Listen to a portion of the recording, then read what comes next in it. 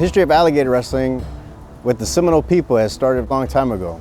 At one point, we used to use the tools for war, such as the jawbone, and we also used the scutes as armor during our Seminole Wars. In the 1900s, when Seminole Indians would go off to the side, they would actually bring the alligator off onto the water.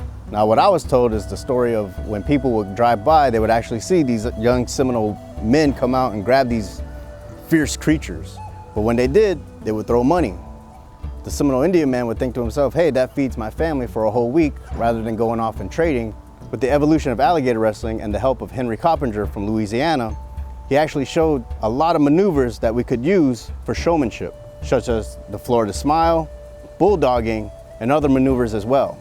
In the 1950s, when you had the Oakley Village, you also had Native Village coming in the 1970s, you had wrestlers such as James Billy, Paul Bowers, Paul Simmons, and you had a lot of other tribal members who were incorporating these maneuvers within their shows.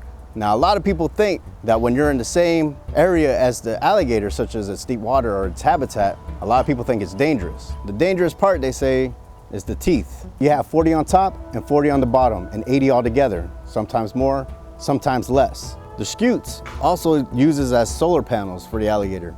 So sometimes you'll see them resting on the bank, but when they're resting on the bank, they're actually gathering energy from the sun. Now, I was saying earlier, when we used to use the alligator for weapons, the jawbone, we used to use them at one point as war clubs. Before we even get into the pit with the alligator, Seminoles and also other people who respect Seminole ways have to get permission from the Snake Clan. Way back before the wars, there used to be so many different other clans, such as the Alligator Clan.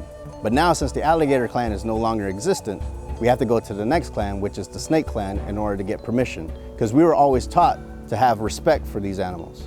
Having respect for them, they gave us food, a way of survival, and it was our first way of revenue.